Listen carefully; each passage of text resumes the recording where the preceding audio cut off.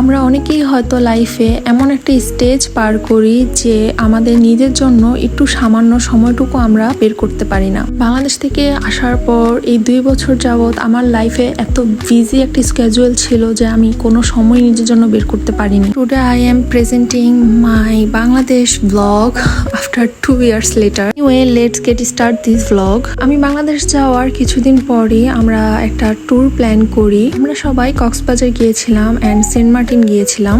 As এটা অনেক আগের ব্লগ, তার জন্য আমার কাছে এনাফ ফুটেজগুলো এখন নেই। আই ডোন্ট নো কেন আমি কিছু ক্লিপস কেটে দিয়েছিলাম। তবুও চেষ্টা করছি যা আছে যতটুকু আছে সেগুলো আপনাদের সাথে প্রেজেন্ট করি। আমরা সেন্ট মার্টিনে 3 days and 2 nights এর জন্য গিয়েছিলাম। যে রিসোর্টটাতে আমরা উঠেছিলাম তার নাম হচ্ছে ব্লু মেরিন রিসোর্ট। আর এটার লোকেশন হচ্ছে শিপ থেকে নামার পর ফ্রন্ট সাইডে যে কয়েকটা রিসোর্ট আছে তার মধ্যেই একটা এটা। এই রিসোর্টের বিশেষত্বই হচ্ছে এটাই সেন্ট মার্টিনের সবচেয়ে বড় রিসোর্ট। তার পাশাপাশি এটাই একমাত্র রিসোর্ট যেখানে ফুল জেনারেট করা আছে। আই ডোন্ট নো এখন কি অবস্থায় আছে, অবশ্যই হয়তো আরও সুন্দর অ্যান্ড আরও ডেকোরেশন বিল্ড আপ হয়েছে। কেউ যদি যেতে ইচ্ছুক হন আমি বলবো আগে থেকেই আপনারা রুম বুকিং করে যাবেন, না হলে না পাওয়ার সম্ভাবনাটাই বেশি থাকে। চেক ইন করার পর লাঞ্চ কমপ্লিট করে বের হতে হতে অলমোস্ট বিকাল 4টা কি 5টা বেজে গিয়েছিল। তারপর আমরা জাস্ট এরিয়াটা ভিজিট করছিলাম।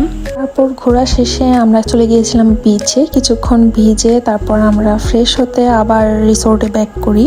আর হ্যাঁ, যেই কোনো সাইড থেকে পানিতে নামা নিষিদ্ধ থাকে, কারণ ওরা রেস্ট্রিক্টেড করে দেয় যে এই সব সাইডগুলোতে পানিতে নামা যাবে না। আমরা তারপর হোটেলে ব্যাক করি রাত 7টা কি 8টা বাজে ওইরকম একটা সময়ে। এখানে আমার ছোট ভাই খুব রিল্যাক্সিং একটা ভাইবস নিচ্ছে। রিসোর্টটা এত বেশি ভালো লাগছিল আমাদের, যার কারণে আমাদের বাহিরে খুব একটা সময় কাটানো হয়নি।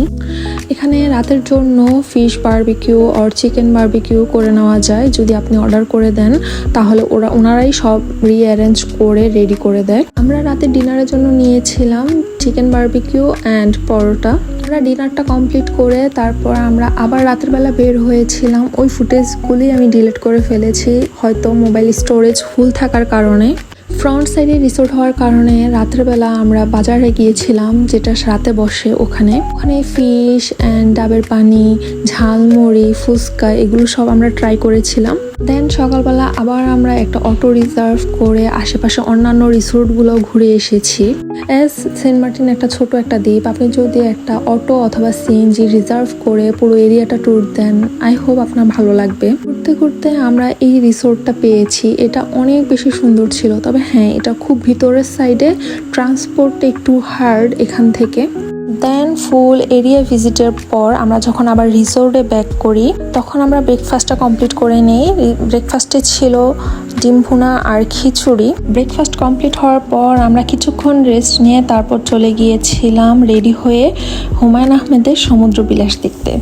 আর সমুদ্র বিলাসে এখন এন্ট্রি করা নিষেধ ছিল, কারণ ওখানে যারা স্টে করতো, রিসোর্ট যেহেতু ওটা, সো ওখানে ওরাই থাকতে পারতো, অন্য এক্সট্রা মানুষ ভিতরে প্রবেশ করা নিষেধ ছিল। আর করার কিছুক্ষণ বাহিরে আমরা পিকচার ক্লিক করে তারপর আমরা ব্যাক করে ফেললাম।